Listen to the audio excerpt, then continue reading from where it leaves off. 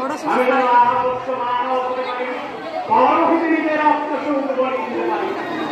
আজ তোমার এই ভগবন্ত অস্ত্র, এটি আরেক সাধনা, মহামুনির ঋষির আত্মত্যাগের সাধনা, ঋষির ইসলামের মহর্ষি ঋষির আত্মাহুতি দানের সাধনা।